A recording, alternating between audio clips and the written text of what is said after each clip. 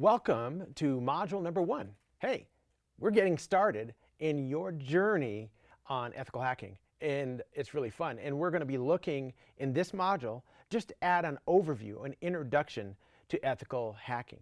Let's have a look at some of the learning objectives that we will have for this module. We're going to start off with information security concepts. We're going to move into hacking concepts. We're going to look at explaining some of the ethical hacking concepts and scope. And then from there, we're going to look into hacking methodologies and frameworks, moving into a summarization of the techniques that are used in information security. And lastly, we're going to look at laws and their importance in ethical hacking.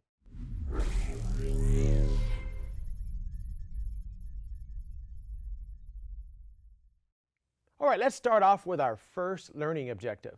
Learning objective number 1, we're going to be looking at some security concepts. All right, let's have a look at the elements of information security. If you look at this, if you're familiar with some other security courses, some of this might remind you of the CIA. The CIA is a triad, a triangle of confidentiality, integrity, and authenticity. And we have a more comprehensive layout of this that's a little bit more than you would have with a little triad. So let's have a look at it here, and I have some questions for you. All right, so first of all, confidentiality. We're sending a message from person A to person B, and we don't want anybody to intercept it. What do you think might be a technology of confidentiality? And an answer to that might be AES, the Advanced Encryption Standard that we're going to talk about in Module 20. So that's a technology of confidentiality. Let's have a look at integrity. Integrity is not where if the message is intercepted, it cannot be broken into like confidentiality, but rather it is the idea that the message sent from A to B has not changed. Not even a single bit. So if you want to guarantee that happens, what's a technology that you could use to do that? And in this case, it's a hashing or a digital signature technology. So something like, for instance, SHA-256, which is the secure hashing algorithm, again, that we'll see in Module 20. All right, I have another question for you. Let's look at the next one down. That's availability.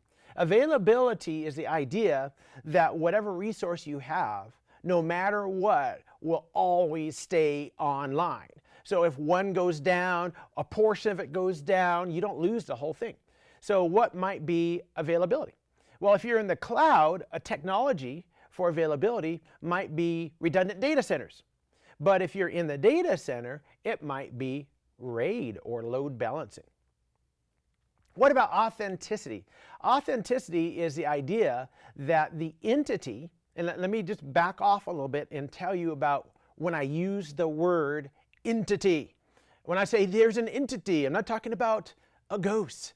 I'm talking about a user, a computer, a program, a process. It is something that's making use of the resource or the communication channel. And so since we don't know what it might be, we'll just call it an entity. So let's have a look again at this. So authenticity is the fact that an entity needs to access a resource, and we need to make sure we know who that is and verify that that entity is who they say they are. And so what might be a technology for authenticity? That might be something like Active Directory, if you're looking at a network. Or if you're looking at dev or programming, we're talking about something like OAuth. So there are many, many different types of tools that can help with authenticity. Let's look at the last one.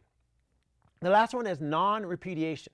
So let's say that I was to send an email to you, and somebody wanted to make sure that it was I who actually sent the email. And I can't say I didn't send it because there is non-repudiation that's involved. So in other words, with non-repudiation, the entity that originated the communication cannot repudiate the fact that they sent the information because their identity is tied to that communication. Can you think of some type of technology that non-repudiation might work with? You know, I really think like a PKI might provide all of the things, that's a public key infrastructure, that might provide all of the things we need for a non-repudiation. All right, so the next thing we want to look at is the idea of information security, motives, and goals. So if we look at motives and goals, an area that is sometimes surprising to people is the fact that you must have actually 3 different items, all 3 of them, for there to be an attack. Now, first of all, why would there be an attack? You've been around, you've listened to what's going on in the news, and you wouldn't be in this class if you didn't have some type of IT background, and you know that people attack in order to gain money. They attack to do a ransom. They attack because they are told to by a government. There are many reasons for cybersecurity attacks. But one thing that is required for every attack is this equation that you see right here. And that is, you have to have motive plus method plus vulnerability. Wait a minute. I love math. I'm a stickler for math. So I'm going to alter this equation to make it work a little bit better. Here we go. Boom. There we are. We put multiplication in between these because if one of them is 0, the entire equation is 0. What do I mean by that? Well, let's take one of the small businesses that I've worked with in the past. And in that small business, they asked me to come have a look at their network and help them with security and with their network. And I find that they're all sharing the same password in the entire small business. They have email with an open relay. They have resources like routers and switches with default settings like a web page displayed in HTML. They have IoT light bulbs that are on their network with open passwords. And I think to myself, how in the world has this organization not yet been hacked? Well, it's because of one small thing in this equation, and that is the motive. Nobody knows about it. And so we go to 0, there is no attack. So if you were to think about this, the motive, the method, and the vulnerability, you'd see this makes sense. All right, so now let's talk about TTPs. TTPs are tactics, techniques, and procedures. And when you look at TTPs, this is the way, the strategy of the tactic that is adopted by the attacker. The technique is the method that they use, and the procedure is their system, how they do it. You'll see that as we go through the CEH, you will develop TTPs. You will have tools that you prefer, methods that you prefer. And those tools and methods are how we can identify the thumbprint of the attacker. In fact, if you look at reports, and we're going to look at resources later on where you can find information about these attacks, they will give you the TTPs of the threat actor. Next thing we want to look at is the idea of a vulnerability. What in the world is a vulnerability? There are many reasons why there are vulnerabilities. The vulnerability is the hole in the system through which the attack happens. It could be because of default settings. It could be because the administrator or the user or the business owner made a mistake when they set up. Or it could be the application itself is not produced properly. Or it could be the operating system or the browser has issues. But either way, that vulnerability is the means through which the attack will occur. All right, now let's look at some types of attacks. The first thing we have here is a passive attack. And when we get into sniffing, we're going to talk about passive attacks. And this is where you're just gathering information and you are not interacting with the target of the attack. Just an example of a passive attack: if you are gathering information about the organization, just going online and looking up that information. Or if you are listening in through Wi-Fi, you're running a sniffer like Wireshark, and you're not sending packets in or making contact. Well, the next one down would be an active attack. An active attack is when you are sending information in or sending packets in. So an example of footprinting actively would be to call, for instance, the help desk.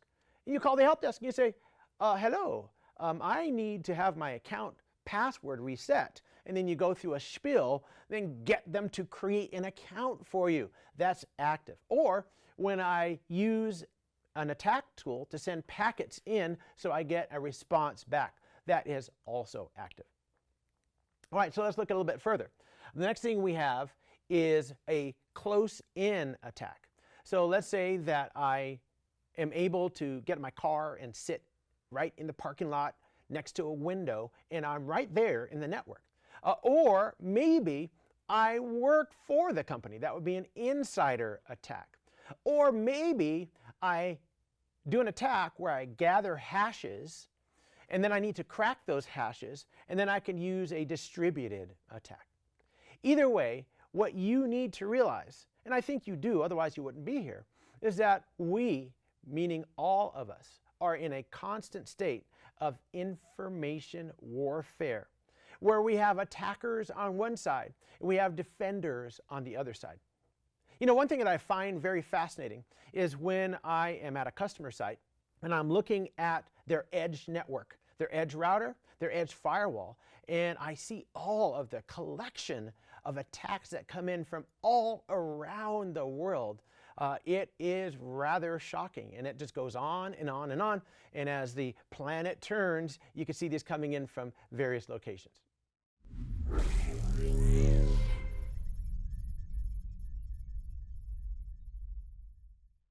All right, we're in learning objective number 2.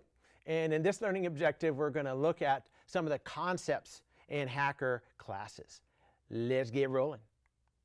All right, so in learning objective number 2, we're going to start with what is hacking. So let me give you an overview of what hacking is. If you were to go to YouTube, are you familiar with that website? I know, it's kind of small. Maybe you never visited it. No, obviously YouTube is where a lot of us go. And if you were to do a search on the term hacks, H-A-C-K-S, guess what you would find? You would find hair hacks. So do you know if you mix peanut butter with coconut oil and rub it into, don't do that, but there are all these crazy videos on that. Car hacks. Do you know that if you do this to your tires or your engine, there are woodworking and house fixing hacks of various types. And of course, there are a lot of the hacks that we're talking about. So what does that mean? Hacking is the ability to take an extremely complex system and use it in a way for which it was not designed. So, for instance, in computer systems, the computer system was designed to communicate. But by running a certain series of steps, I can pull out all the user accounts from that system. That would be a hack. So we take a complex system and use it differently. The complex systems that we're talking about in this class are going to be operating systems, computers, applications, etc. All right, so who is a hacker? A hacker is somebody who has the skill and the knowledge to make use of these complex systems. They could do it as a hobby, which I do, and I use it also for work, or you can do it nefariously. And that is another reason why we're in this class, because we need to learn how illegal black hat hacker does their job, if we can call it a job, so that we can learn to defend against it. So we're going to learn the same tricks and skills. Now, there are many different hacker motivations. We see that we have the idea of script kiddies. So you're at work and everything's going fine. Your 12-year-old comes home from school and she's just so bored. And so what she does is she sits down at the computer and downloads a virtual machine that gives her all the hacking tools in the world. She watches a video and next thing you know, she's hacking away. That's a script kiddie. Inexperienced, often young, but not always. Any one of us watching the video or me can easily be a script kiddie, right? But we have other types of hackers too. But I want to focus on two major types of hackers. Number one is a white hat hacker, and number two is a black hat hacker. So starting with black hat hacker, that is somebody who is hacking for illegal purposes. A white hat hacker is what we want you to be, an ethical hacker who is a professional in cybersecurity, for instance. And there's a big difference between these two. Let's talk about that. What is the major difference between black hat and white hat hackers? You know what that is? One word. That is permission. And that is the dividing line between all these different classes and categories of hackers. One more I want to focus on, and that would be the idea of a gray hat hacker. And for those of you who've taken previous versions of the CEH, the definition has changed to match more of the industry standard, and that is somebody who hacks with permission, perhaps during the day, but at night or another time, they hack without permission. So they have the traits of a black hat and a white hat. If you look at the rest of these, we have hacktivism and state-sponsored hackers. I remember where was I? I was at Quantico, and I was teaching a course in the EC Council Storm device to some ethical hackers at Quantico. And I was going through some of this stuff, and I went to the idea of a state-sponsored hacker, and I told them, hey, you guys are state-sponsored hackers. And we all laughed about that, but that was pretty cool. But there are many other types, from blue hat to red hat and so on. I'll leave it to you to have a look at the differences in this table.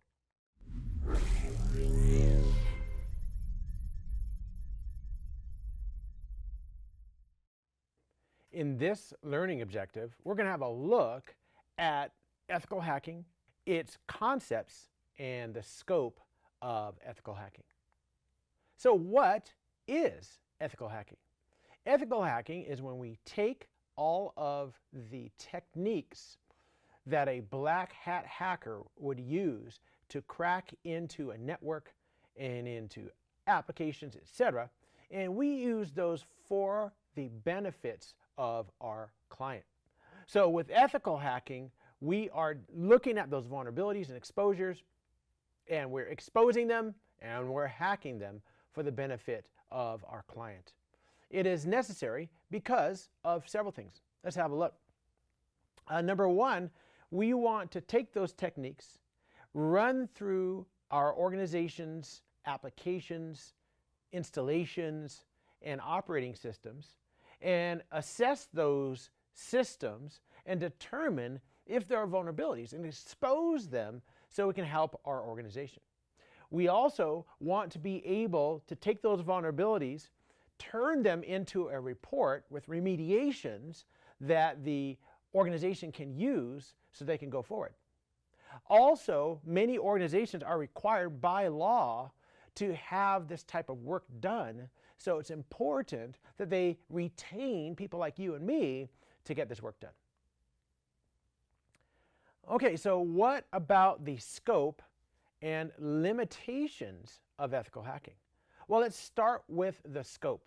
The scope is the limits of ethical hacking. It might be that an ethical hacker is just retained to do security auditing, helping audit different portions, or maybe just retained to run some type of program on a specific subnet. Whatever it is, whether it's just risk management, you have to be very careful to stay within the scope of ethical hacking. In fact, in our CPENT course, which is the course after the CEH, we talk about that quite a lot when we're creating that report. Or the next thing we want to look at is the limitations of ethical hacking. And there are limits. Number one, we may have predefined objectives, and we want to make sure that the business that we're dealing with understands the objectives that we have, and our objectives work with what they're doing. And then not only that, but the business, the organization, needs to actually understand the implementation and remediation advice that we give them.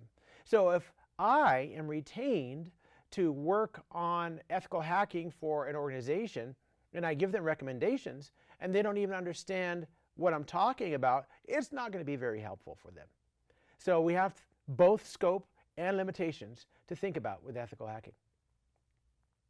All right, the next thing we look at then is the skills of an ethical hacker. You are going to run into this throughout the entire course. So first of all, let's have a look at the other side, the left side of this slide. And this is a very important one right here, which is in-depth knowledge of Windows, Unix, Linux, Mac. And it's not just the operating systems we're talking about, applications. So for instance, programming in C# or programming in C++, or in many other languages that we'll talk about when we get into our module on hacking applications.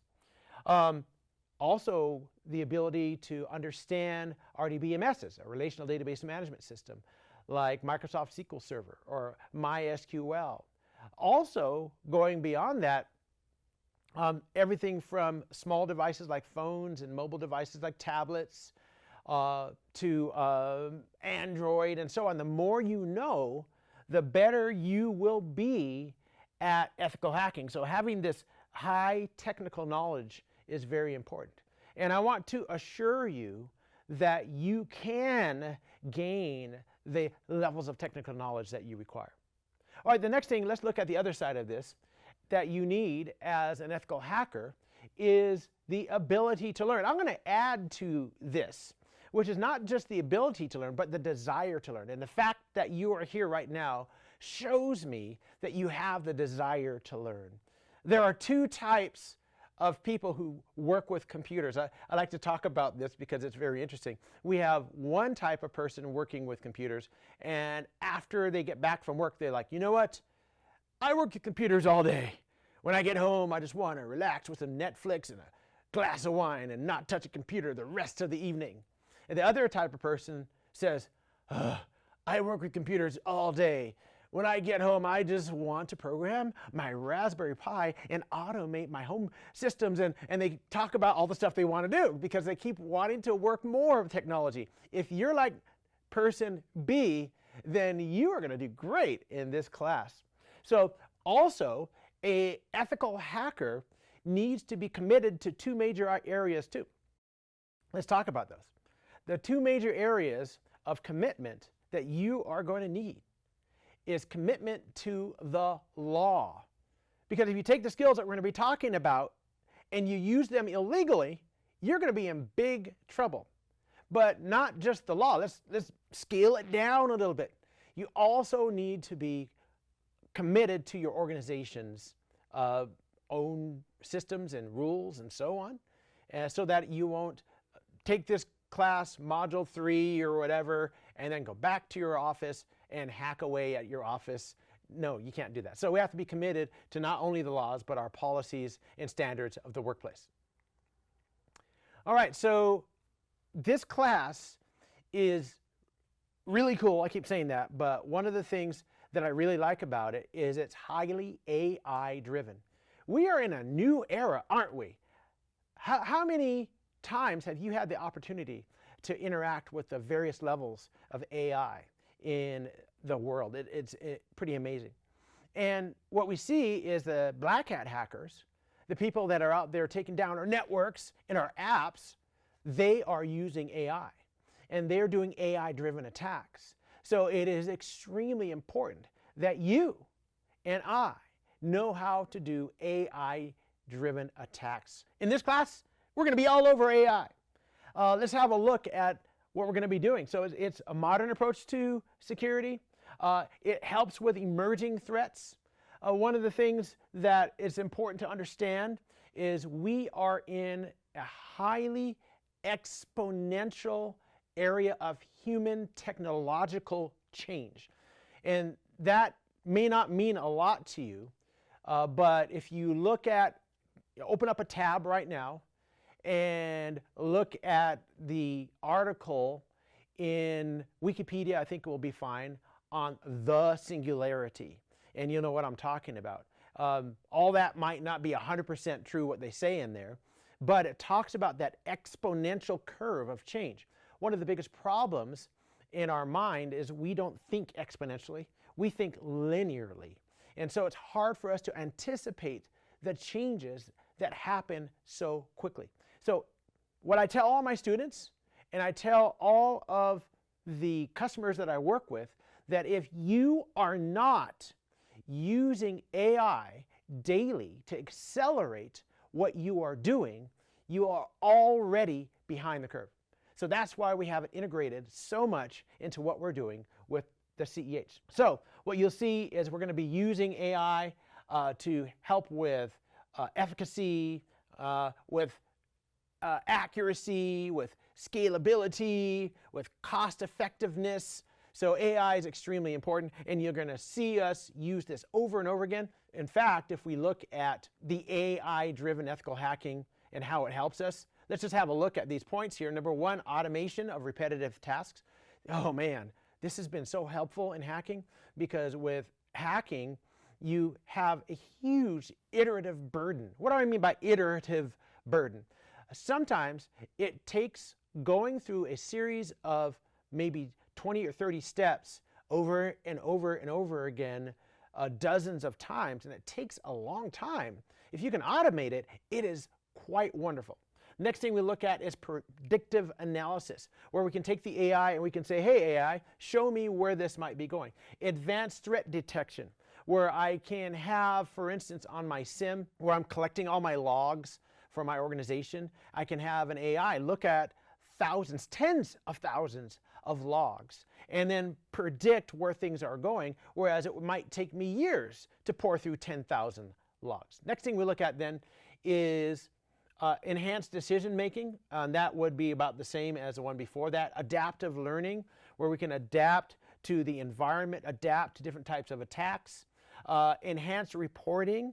If you've ever used a large language model, or LLM, like ChatGPT, or one of the co-pilots, or Grok, or Perplexity AI, and asked it to create a report for you out of data, it is amazing what you could do with that. We'll be looking at that.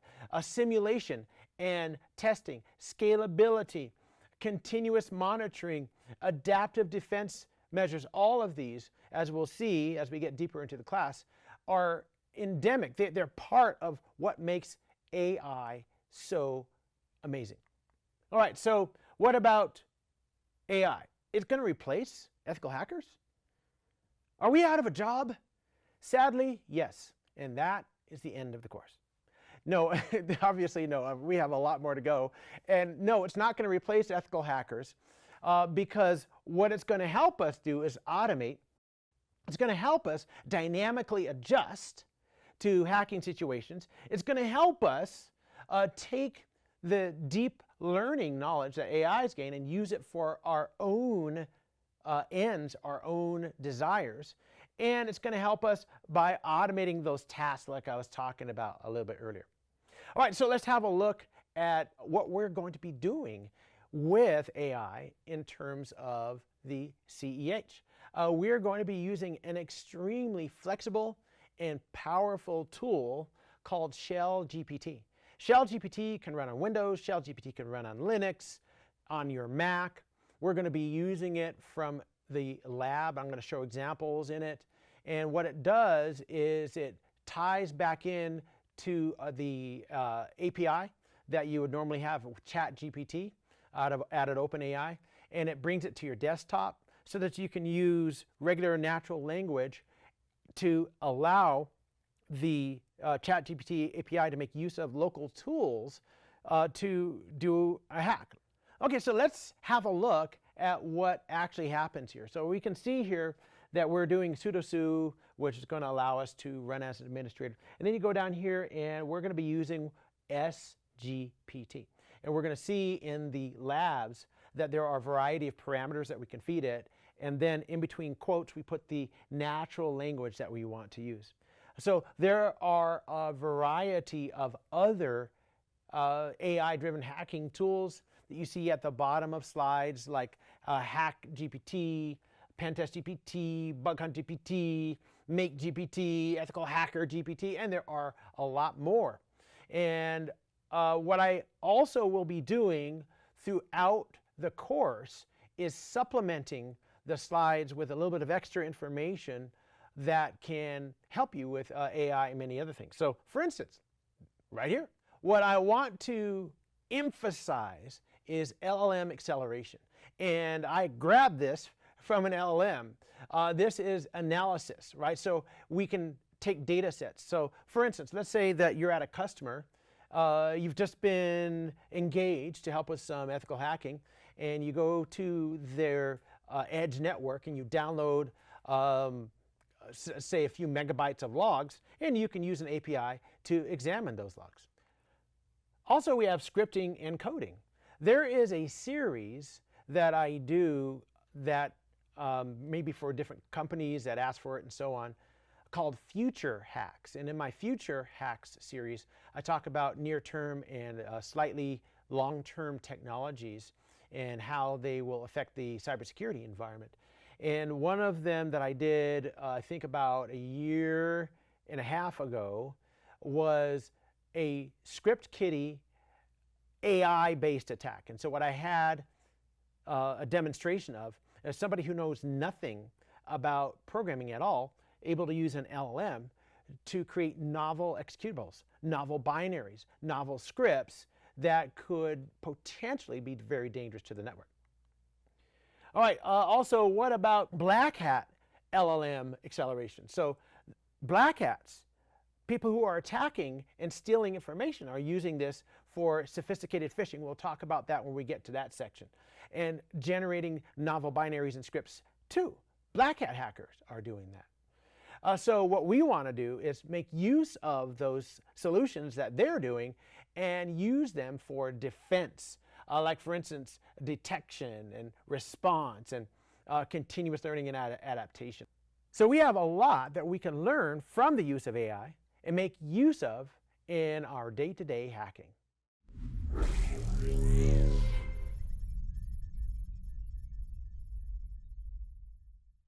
Okay, so in this learning objective, we're going to look at methodologies and frameworks for hacking. Let's start off with a look at the ethical hacking framework upon which this class is mostly based. I mentioned earlier the 5 phases of ethical hacking, starting with reconnaissance, moving into vulnerability scanning, moving into gaining, and then maintaining, and then covering tracks. So let me go look over here and focus in on this a little bit. There we go with footprinting and reconnaissance. That's our next module. Here we go with scanning and enumeration. That's the model after that. And then we go to vulnerability analysis. And then right after that, we jump into hacking systems. And we're going to be there for a while. You see some of the tools that we'll be using, Wireshark and Metasploit and Burp Suite, etc. And then you go down here and we have TTPs like password cracking, etc. We're going to be doing all of that. Look right down here at the bottom, hacking AI. That's a very fun section that we'll be also getting into, hacking with AI. Next thing we'll look at is an extremely important tool also that the CEH is also mapped into, and that is this cyber kill chain. When we talk about the cyber kill chain, there are many different steps. And the cyber kill chain, when you break the chain at a given step, then you stop the hack. All right, so here's what's going to happen. There is an evil hacker from a country that you may know. The evil hacker lives in a country called Kevministan. Yes, and the evil hacker's name is Linda. Linda from Kevministan wants to attack the company CEH Corp. So what Linda does is she scans LinkedIn, making use of the LinkedIn API to pull down information about the CEH Corp employees. Sure enough, there are CEH Corp employees that post information and projects on LinkedIn. There are many of them. She chooses several of them based upon a cross-reference that she does for those accounts in Facebook. And she finds 2 accounts in Facebook that do all kinds of posts and interaction on Facebook. And she finds that both of those employees have hobbies. What hobbies do they have? Oh, I know.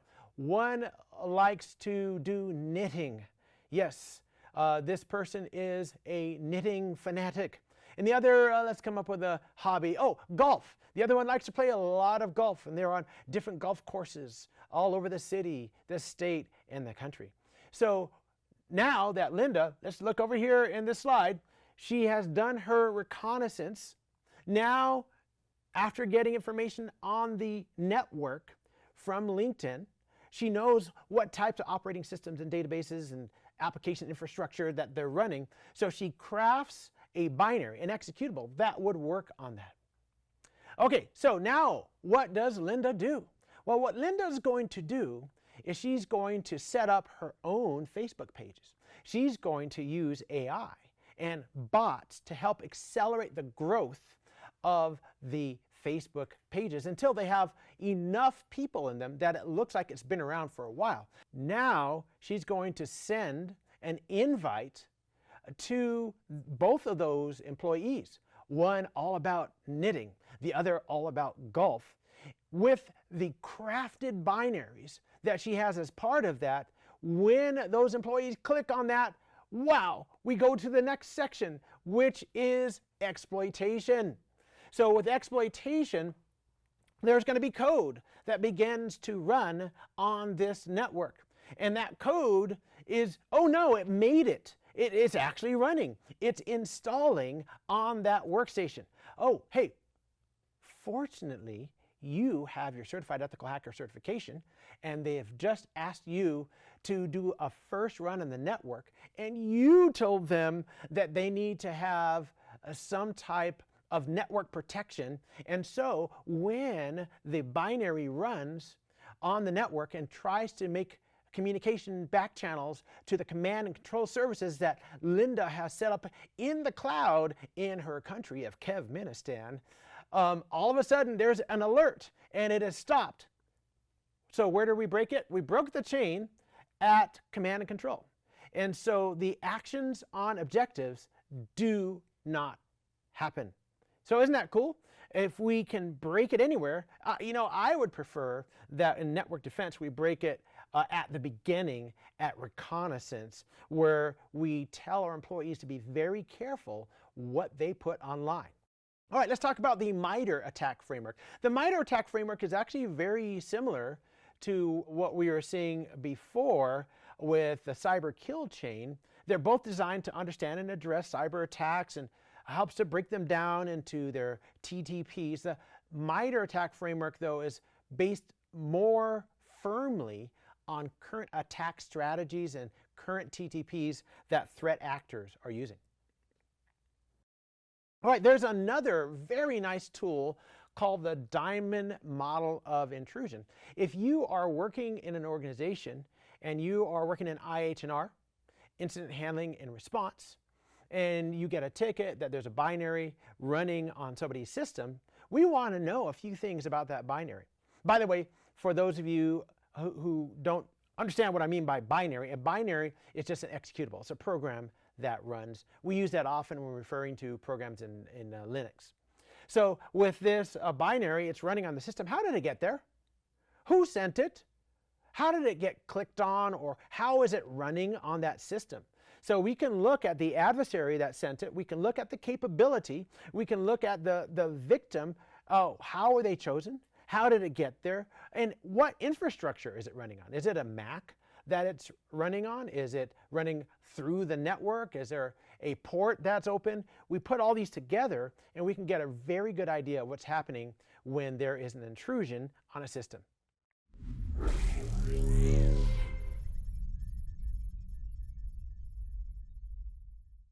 Okay, so now we're going to get into a section on the idea of techniques that we use for information security controls. And I talk about this a lot when we do network defense, but I will say this, that controls, if you want to understand what controls are, think of Control-Alt-Delete. If you use a Windows computer system and you want to gain access to resources, before you can, you have to do a Control-Alt-Delete. So a control is some type of system or item that's put into place to moderate or mediate access to a resource. So it's something that stands in between the user or the requester and the resource. With that in mind, let's jump into this section looking at security controls. First thing we look at is the idea of information assurance. With information assurance, let's just actually have a look at the definition on this slide because it kind of lays it out for you. It is the assurance in the integrity, availability, confidentiality, and authenticity, what we just looked at, of an information system that's protected, that's going to be that control, during the use, processing, storage, or transmission. So that's a pretty comprehensive definition. Let's have a look at some of the items that we're going to be dealing with information assurance. We start off with policies. In fact, the most important item of network defense is policy. Everything shakes out from policy. Because if I have a policy, let's say a password policy, and let's say the password policy is 8 characters, that you have to have a password of 8 characters. Can you imagine how that would affect routers, switches, cloud workloads, IoT? Everything would be negatively affected by that policy. So that policy is where we start. All right, let's go over here and have a look at some of the others. So we have network authentication, authorization, network vulnerability identification, problem and resource requirements, plans for resource requirements, appropriate information assurance, there's that word again, controls, and performing certification and accreditation. Some of that is what you would be doing as an ethical hacker. And then lastly is providing information assurance training. Hey, that's what I'm doing. So these are some of the things that we look at with information assurance.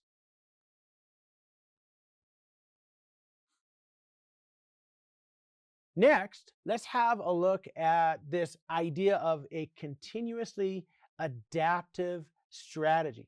So what we want to do is make sure that we are always changing as the security environment changes. We start with protecting the organization. And the core of that protection is assets. Now, I am going to make a spelling correction on this slide and an upcoming slide. The spelling correction, I want you to look at that triangle in the middle where it says ASSETS.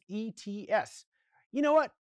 You need to replace all of those S's with dollar signs. Yeah, that's right, dollar signs. Because when we rank what's most important in an organization, it is ranked by how much it will cost us if something bad happens to it. So that's why we replace them with dollar signs. So that the core of what we are protecting, the core of what we are detecting, responding to, and predicting is those assets.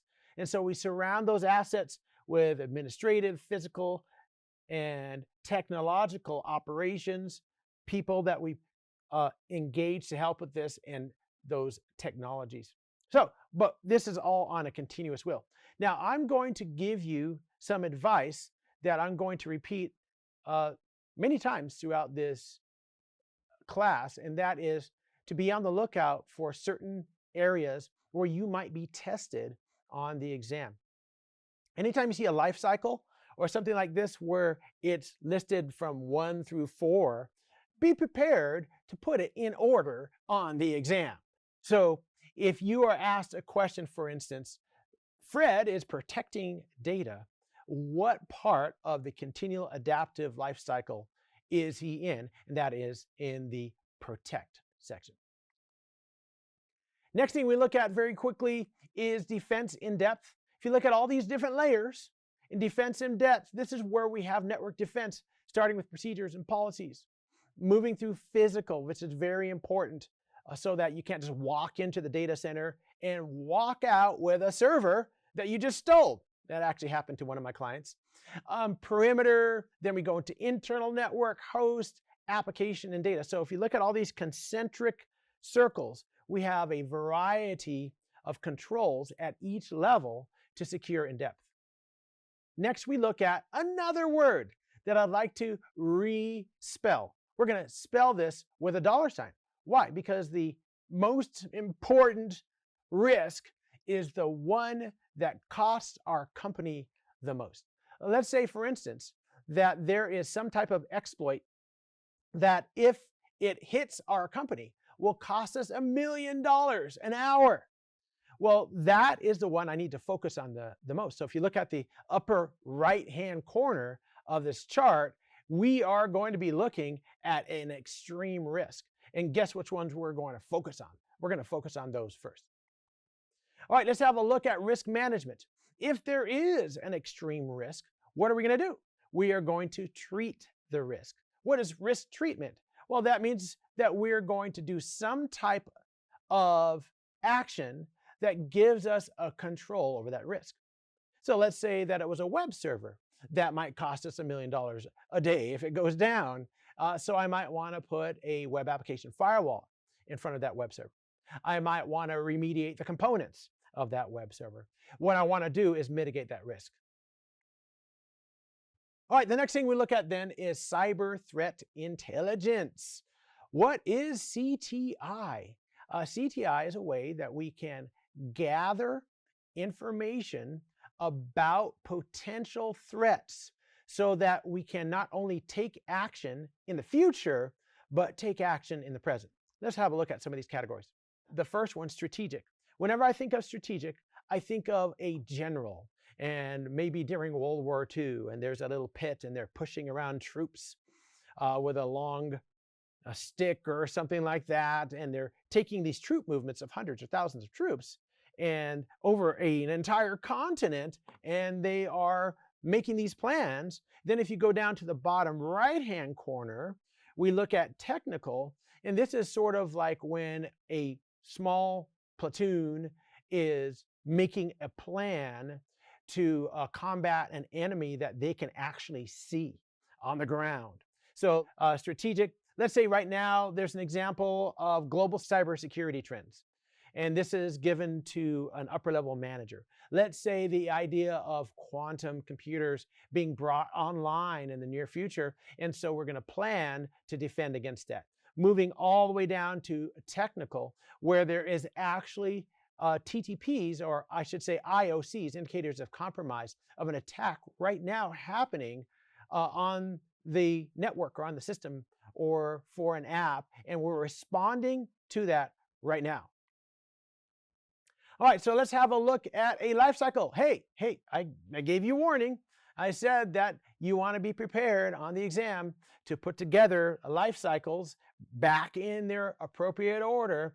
This is a threat intelligence life cycle, starting with planning, moving through collection, moving in there into processing, exploitation, and analysis and production. And we also end with dissemination and integration. And so for each one of these, what we're doing is we are collecting information, we are processing it, we're disseminating it to other entities, we are incorporating it, meaning that, for instance, if I find out that there is a specific threat, I connect with an organization that can give me the IOCs, the indicators of compromise for that threat. Let's say one of those IOCs is an IP address from a threat actor, and I can take that IP address and incorporate it into my edge network or into my endpoint protection and stop the threat from being an attack. Okay, so now let's have a look at threat modeling. What I want to do with threat modeling is I want to take threat assessment a little bit deeper and put together a simulation as to what would happen if certain threats are realized on our software, hardware, networks, operating systems. So let's have a look at some of the areas that we deal with threat modeling.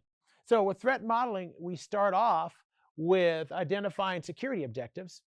And this is actually very important. This is part of the planning area where we are going to put together the landscape that we need for the following steps. And then we're going to look at the components, how data flows. This is where you might have DFDs. If you're not familiar with data flow diagrams, they're actually very interesting, showing how information flows through an organization, an application, items like that. Then we decompose it into detailed threats at every different level, identifying those threats.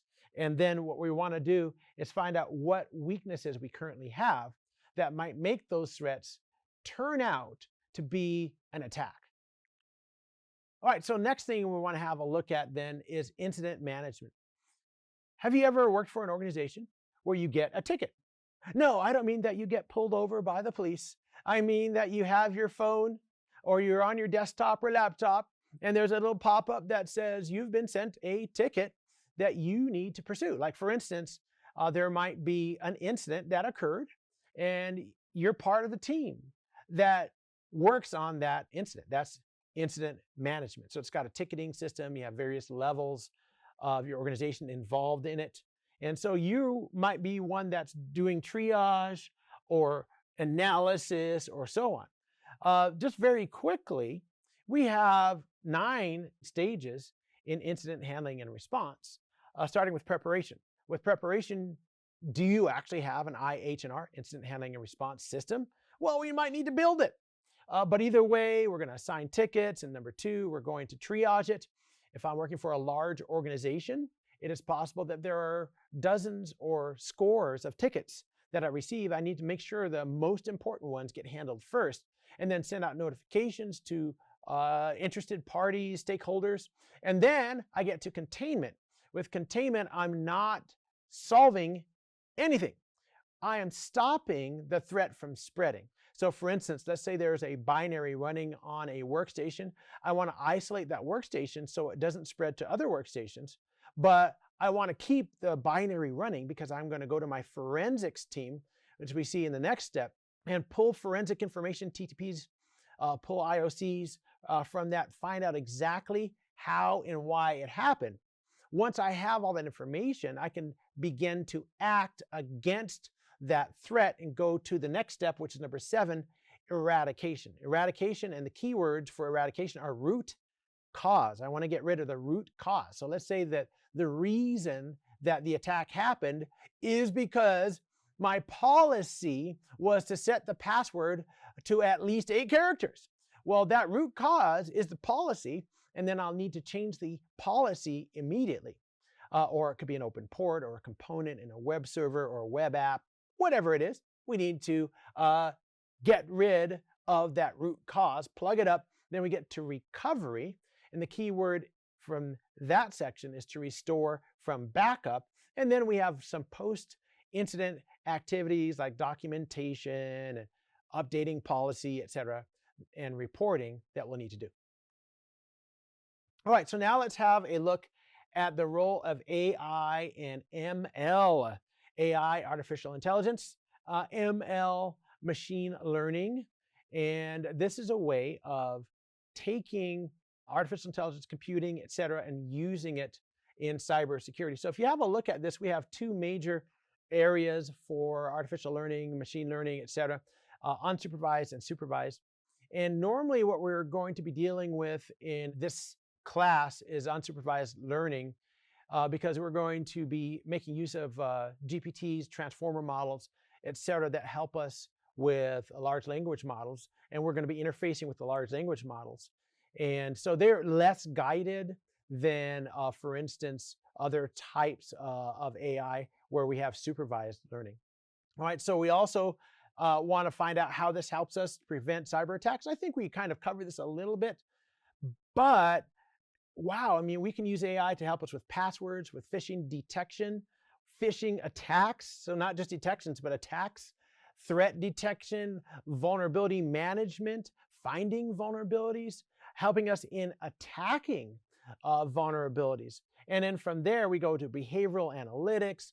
This is going to be the behavior of the attacker, behavior of employees, et cetera. Moving there from network security. We have a lot of antivirus solutions that have AI in the back end. It's part of how they work, detecting frauds, detecting botnets, and then AI that can help us combat threats. So there's quite a lot with AI. All right, so I want to show you some stuff that I put together to tell you a little bit more about AI. Check this out. I want to talk a little bit about the role of generative AI in LLMs in cybersecurity. We're going to be using that quite a lot using SGPT and other tools in our labs and in the demonstrations that you'll see on our slides. But you can also just go directly to the LLM, for instance, ChatGPT or Perplexity AI or GitHub Copilot. If you're using GitHub and you have a paid account, you can make use of Copilot. In fact, a huge majority of code written today is written and accelerated through Copilot. Then we have Google Gemini, and by the time you watch this, some of these might have changed in terms of logos, but I think you know what I'm talking about. So this is generative AI. This is AI that can create new content based upon a huge amount of content it's already trained on using models like transformer models. Then we look at AI communities, for instance, Hugging Face. If you've never been to Hugging Face, open up a tab right now and do a search at DuckDuckGo or something like that and find Hugging Face. It is a collection of open source AI models that you can download and make use of right now. In fact, one of them that I use a tool that I use quite often is this one called LM Studio. If you want to run an open source AI model on your own system right now, you could download and make use of LM Studio. This is one of the larger models out there, and there are many others that will take its place over time. This is Mistral 7B, 7 billion parameter model that is extremely useful if you have a lot of compute and memory on your laptop or your desktop, and you can run through something like LM Studio. We have a Llama. It's that kind of a chat GPT. You can take a lot of these things and have an interface right on your hacking computer or on your desktop that you can query just like you would ChatGPT or Microsoft's Copilot. It makes it very easy right there at your fingerprints to come up with novel ways of doing attacks, etc. Just one quick example of how I've made use of some of these tools. And sometimes I'm flying across the country. I have my laptop open and I do not have internet access because I'm not going to pay the $5 to get on the internet in the jet. So what I do is open up my local model and I can converse with it, create presentations, answer questions that I'm going to put in items that I'm writing, etc., without ever getting online. It's all local.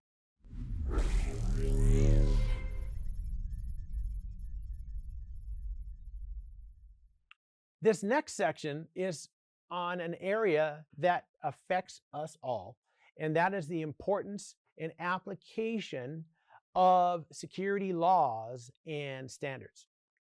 So whatever you're dealing with, you are in a country, you are in a state or province, you are in a city, you are in an organization that is affected by law.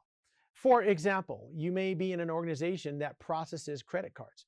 So you'll be affected by PCI DSS for credit card processing, having to build that secure network and make sure you defend cardholder data. Make sure that you are running a good vulnerability management program or access control measures. And guess what? You're going to be checked up on periodically to make sure you are in compliance. We also have a lot of ISO/IEC standards that are very important. The most important standard set, as you see here, if you look through all of these, what do you see on the far left side? ISO/IEC 27001. And so there are some that apply to things like information security management. The second one down is going to be privacy information management systems. And you can look through all of these. There are many different ISO/IEC standards that might affect your organization. You may be in an organization that is working on making sure that they're in compliance with a lot of these standards. If you work, I was working with an organization that you may be familiar with, And that organization is the VA, the Veterans Administration. And they run hospitals all over the United States, America. And so they are going to be dealing with patient data, patient records. You're going to be responsible for safeguarding those records and that patient's data. Next thing we look at then is the idea of socks. So with socks, what is socks? Socks are the thing you put on your feet that often disappear in the dryer. No, in this case, it's Sarbanes-Oxley. What is Sarbanes-Oxley? It is a law that was put together after a specific company, actually a couple of companies, took a bunch of shareholders down. Are you familiar with the company? Yeah, it's called Enron. I remember it. And so this is to help with people who are investors in that organization and protect those investors by making sure that there is public accountability for boards and auditing and corporate responsibility and many other things, as you see as all of these titles of the Sarbanes-Oxley Act. Next thing we look at is a couple different ones. The one on the left that you see is the DCMA, and the one on the right that you see is FSMA.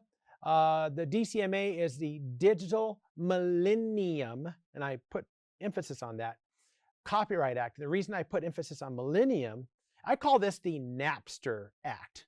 So what happened around the turn of the century, mid-90s, we have a technology called CSS that was there to sort of encrypt the information in a CD. And pretty soon, it was determined that we could take the information from a CD or a DVD and just rip it off that little disk and make it in digital form, and it could be transmitted anywhere on the internet. And the focus of all that was the company Napster. And eventually laws were passed as the entertainment industry and related industries realized that some of their materials could get loose. Well, actually all of them. And so that was put together for that. FSMA is put together for federal employees, federal contractors, and so on for the United States federal government. You have to comply with FSMA. All right, so what about GDPR? Well, there was a giant race, a time when everybody was working really hard to make sure they were compliant by the end of the date that was set off in 2018. And you had to be compliant by then, or else you'd be cut off from the EU. And that was GDPR. I remember that race to make sure everybody was compliant by then. The main thing about GDPR that had to be complied with by May 25th, 2018, this is a privacy and security policy. And a lot of organizations and people refer to this as the right to be forgotten. So for instance, let's say that I posted a video of myself ripping off my shirt and yelling really loud, and I don't want that on the internet anymore. So I contact the provider and I said, can you please get rid of that video of me ripping off my shirt and yelling real loud? And because of GDPR, they have a legal responsibility to get rid of that. Now, I'll say this though, is that it's probably everywhere else already anyway, but I can be forgotten. Also, the UK passed a similar law. It's just about the same, but it's for the UK in 2018 called the Data Protection Act. Okay, so look at this. The United States, look at all these laws we have. In fact, that is the sum total of all the laws in the United States. Obviously, we have a lot more than that. We have tens of millions of laws in the United States, and a lot of them actually deal with cybersecurity, information storage, etc. And if you're in another country and you're dealing with the United States, you have to have a look at the laws that you're dealing with. If I'm in the United States and I'm dealing with Australia, the United Kingdom, China, India, or Germany, or any other country in the world, I need to be aware of the laws that I am working with in order to make sure that I do not get banned in those countries. We also have many other countries, Italy, Japan, South Korea, Belgium. So we could go on and on. But either way, as an organization, I need to make sure that all of the work that I'm doing, depending on how it impinges on other nations, that I'm aware of how that work will interact with those laws.